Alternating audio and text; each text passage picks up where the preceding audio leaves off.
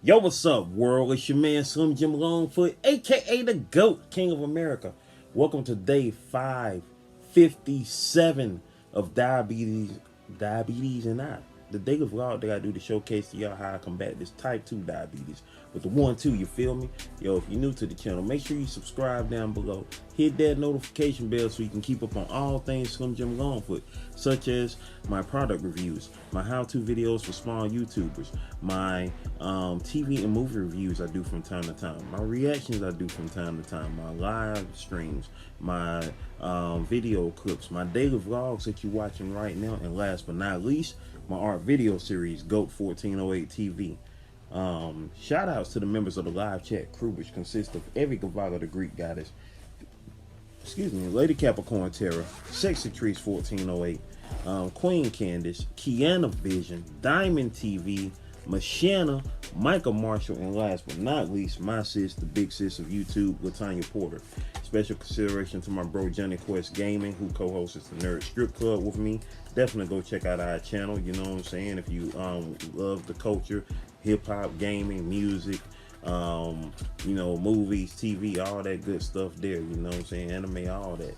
So check us out over there. And also shout outs to the members of the 1408, which includes Lady Capricorn Terra, Kid Wonder's Life of Wonder, Gaming Mode, Advice with Mel, and Vern's Junk Closet. If you yourself would like to be a member of the 1408, all you gotta do is hit that join button below, see which tier works for you, and let's make it do what it do, baby. Just like that. All right. So now that we got the formalities out of the way, this is day 557, y'all. Day 557. I've been doing these daily vlogs for 557 days straight. This is the 557th daily vlog that I've been doing since March the 4th of 2020. Day one was March 4th, 2020. The day after I got out the hospital, after my body crashing, finding out that I got type 2 diabetes, and there goes the beginning of this journey of getting myself on track, on a healthier tip, so which is something that I should have been doing, or at least kept doing throughout my 20s and my 30s, and definitely making up for it as I ended my 30s last year and now venturing into the 40s. So it's a trip for an 80s baby to think about the 40s now. And like 20 years ago, you had this new century. We was living at the end of a century. We was kids born at the end of a century, and there it is. Now we're smack dab in the beginning of a new century. Now we're 2 decades, 3 decades into a new century. You had the 2000s, the 2010s, and now here we are in the 2020s. Today is Saturday, September 11th, 2021. 2021. On this day, of course, as we all know, everybody should, of course, know this by now if you're living in the year 2021. And if you're as old as I am or older, then you definitely know the significance of what happened today on this date 20 years ago. It was a Tuesday morning, September 11th, 2001, where one of the most heinous acts in American history occurred. First off, starting off with the attacks on the World Trade Center. This was the second attack on the World Trade Center. For those too young to remember or don't know the history, World Trade Center was first attacked back in '93. If you ever hear Biggie talking about blowing up like the World Trade, that's what he was stating, from that attack back in 1993. And so, of course, 2001, that Tuesday morning on September 11th, 2001, over 3,000 people was killed due to the attacks on the World Trade Center.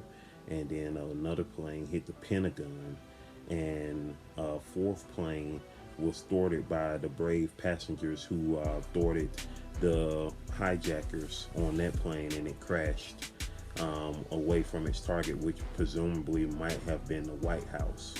So on that day, You know, I don't know if I still have my newspaper. I had the newspaper for that day, you know, for, you know, the horrific thing that happened, because this happened early in the morning. It's coming up on the hours, 8:03 as I record this right now. I believe it happened around 8:30 something. Now I'm gonna tell y'all, 20 years ago at this time, I was on my way to school. My dad was dropping me off at college. I was, you know, had a class that day. You know, I was in college at the time, and I remember this specifically because that morning I felt very weird. Y'all don't understand it, because, you know, like I think I never clarified what I had growing up. You know, I had an extra sense about things, and I still do to an extent. I think I'm getting it back as I get more and more in touch with, you know what I'm saying, spirituality again. You know what I'm saying? I had an extra sense about things. You know, I could feel things, you know, a lot more back then, because I think I was closer to purity back then than I am now. But yeah, that morning felt very weird to me. And even my bro, Johnny Quest Gaming, I remember him talking about how he felt that morning. He said he felt death flags that morning. This is before it happened. You know what I'm saying? Like, you know what I'm saying? Like, you know, just felt the weird energy in the air. You feel me? You know what I'm saying? If you were in touch with energy, if you were in touch with, you know, things of that nature, you know what I'm saying? You felt something very weird. And that's how I felt the whole time I was on my way to school, and so on my way to college. And so it was around probably like 9 or so. I was in Rick Lavelle's class. Shout outs to Rick Lavelle. That was he was my illustration teacher. Dope artist right there. I need to look up some of his stuff and see if he's still around and whatnot. But he's like one of the few teachers I remember by name. But I was in his class at that time, and, you know, we was you know, going over something. I think we was working on the zodiac, our zodiac assignments. We was drawing different zodiacs, and I thankfully awesomely got you know, selected to do Capricorn, my own sign.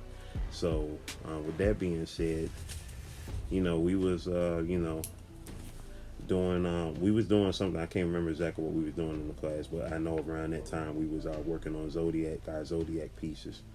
But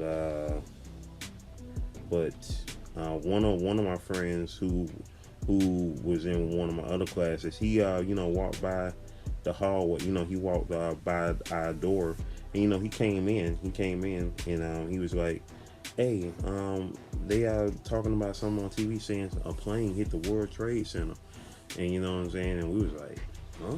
Like, that don't even sound right. What's going on? What y'all talking about? You know what I'm saying? Like, a plane hit the World Trade Center. That don't even sound right. It sounds stupid. Like, and so, and then not too long after that, they was like, another one hit it. And we was like, wait, what? And, you know, and so we finally went to area. I think I'm trying to remember correctly. Yeah, we went somewhere where a TV was at, because we didn't have one, of course, in the classroom. Well, so we went somewhere where a TV was at, like a little, you know, one of the little TV rooms or whatever.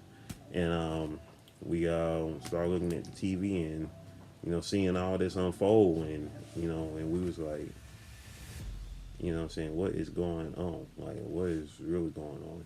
And one of my classmates who I, you know, had fell out with the week before, you know what I'm saying, that just so happened to be her birthday. So, you know, her birthday ended up being very memorable, you know what I'm saying, that being her birthday, her birthday. Shout outs to her if she's still alive. That means that she just turned 40 today. So that was her 20th birthday. So she is now 40 now, if she's still alive. So shout outs to her wherever she is. But yeah,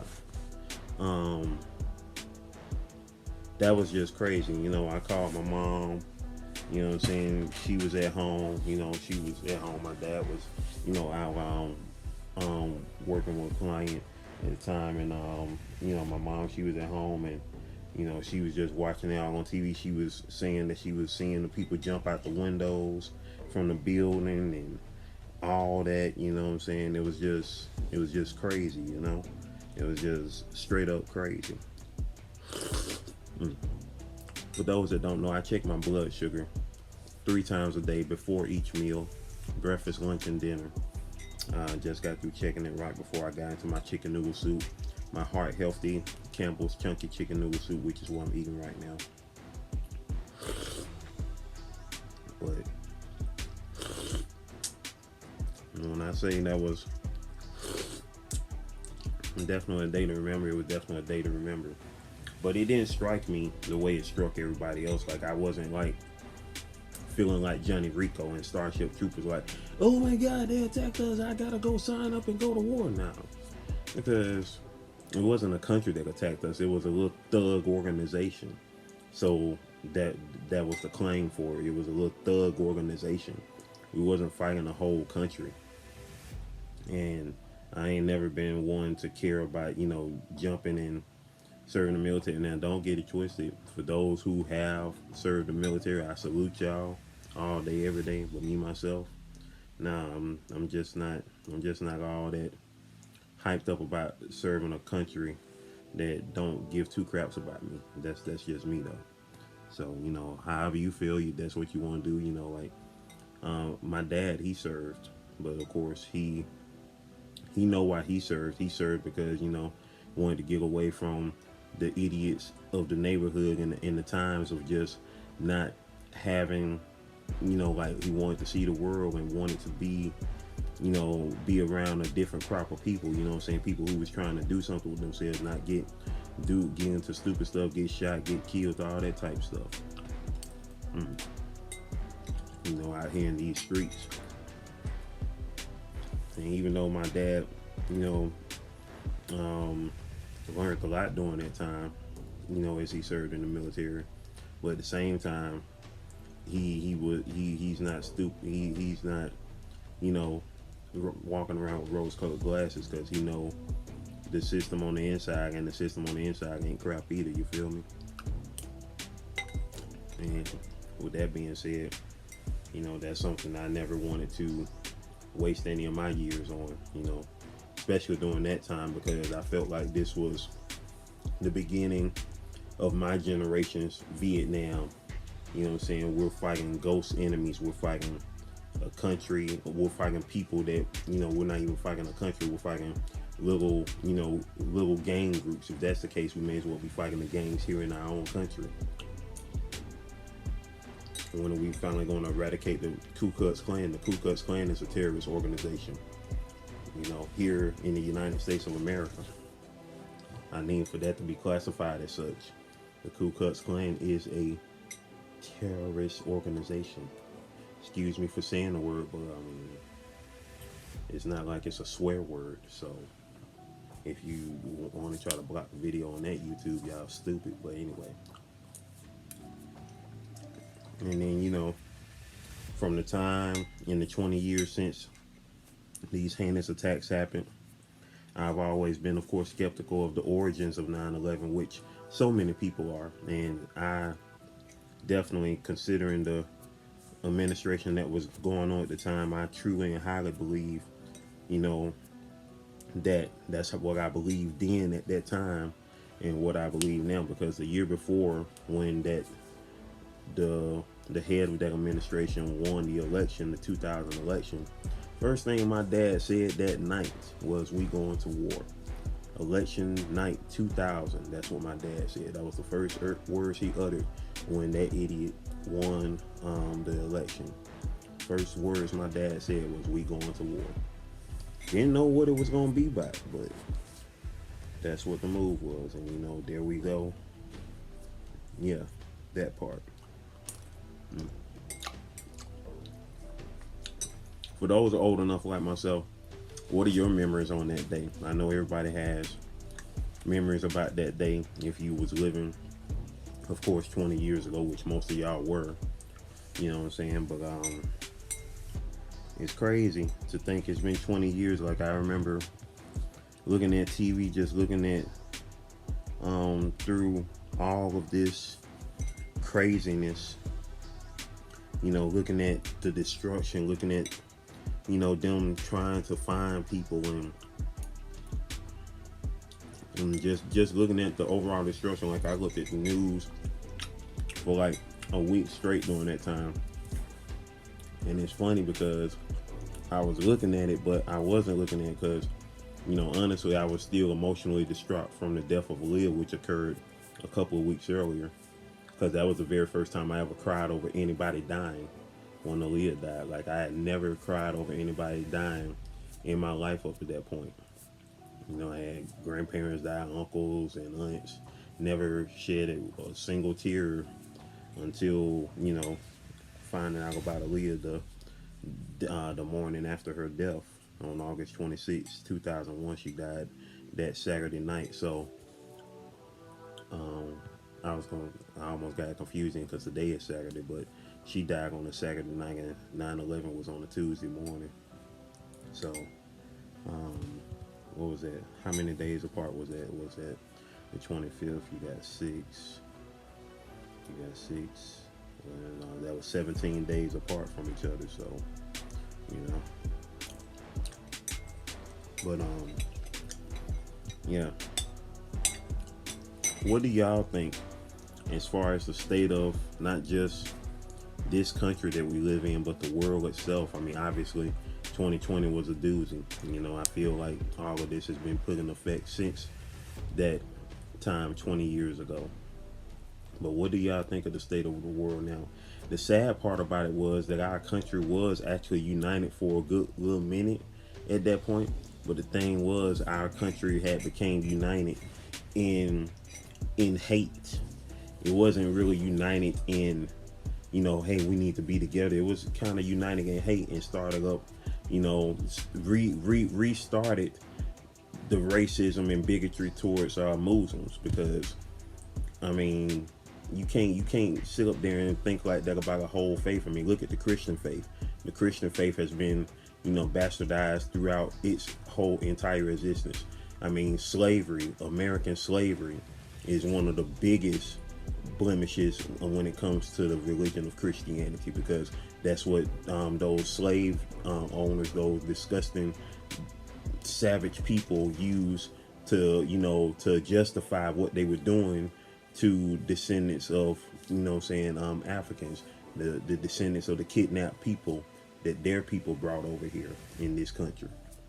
So, you know, like, you know, they tried to justify, you know, what they were doing with that religion. Same thing that those idiots was doing over there. Those idiots who was, you know, taking advantage of the Muslim faith by justifying this, that, and the third. And therefore, you know, you have ignorant people who don't know the difference between someone of Arabic descent and a Muslim. They think a Muslim is a person. As far as, like, you know, like, I'm a black person, they think a Muslim is an actual person. Muslim, that is your faith, just like a Christian or Jew or Protestant or whatever. You know what I mean? That is the name of your faith. That is who you are. It's the name of your faith. A Muslim isn't. All right, sorry about that, y'all. My iPad talking about it was full, so it threw my whole concentration off. But that's what I was saying. A Muslim can be somebody white, somebody black, somebody Asian, somebody Arab, somebody whatever color up under the sun, whatever, you know, skin complexion, race, whatever creed, whatever you want to call it. A Muslim could be all of that. Same as a Christian. So when people sit up there and, you know, act like a Muslim is a race, is, you know, like the Arabic race, you're an idiot, straight up idiot. But in regards to all that, that's what occurred during that time in history, where racism against people of, you know, Arabic backgrounds and people of the Muslim faith, you know what I'm saying, you know, discriminating against people of Muslim faith, it just escalated. And, you know, the funny thing about that, it was just less than 40 years earlier where Muhammad Ali was justifying his stance to not enter the Vietnam War because of his Muslim faith. And yet here we are, you know, here we were, or are, or however you want to call it, you know, looking at the whole faith as, oh, you know, that's a religion of, you know, evil and war and all that type of stuff. But Christianity never got that target. And, you know, don't get twisted. I'm a follower of Jesus Christ. I don't consider myself a Christian because I don't go to church or none of that, because that ain't nothing but a gimmick to line up people's pockets. You know what I'm saying? God don't need money. I'm here to say that right now. What bills God got? God don't have no bills, yo. So what he needs your money for? I mean, he created everything. What he needs your money for? Tell me that. Tell me that. So I'm just saying. But nothing about that. Cause hey, I can go on. We got 20 years worth to talk about that. Cause I can go. I got my mind set in stone on how all that went down, and ain't nothing changed my mind on it, because most jobs are done inside. You feel me? So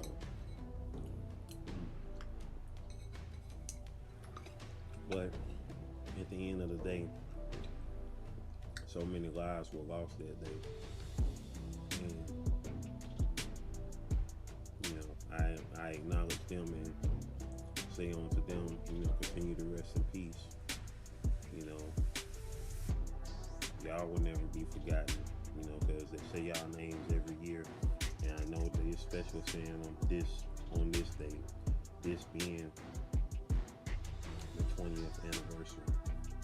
And on to that, I'm just gonna wrap it up, and like I say, anything else y'all want to say on the whole subject, leave comments down in the regular comment section. We can talk about it. Like I said, we can talk about it, baby. We can talk about it for the next 20 years. We can talk about it in 2041 when it's the 40th anniversary of 9/11, and at the same time that year will be the centennial of Pearl Harbor. This year, December 7th, will mark 80 years since the attacks on Pearl Harbor. So it's funny how before 9/11, Pearl Harbor was the big thing here in this country, and less than 60 years later, the year of the 60th anniversary, which was 20 years ago, is when this thing happened. This was supposed to be my generation's Pearl Harbor, so to speak. But I wasn't falling for the banana in the tailpipe. Meantime, between time, video, playlist, watch them all, alright? One love.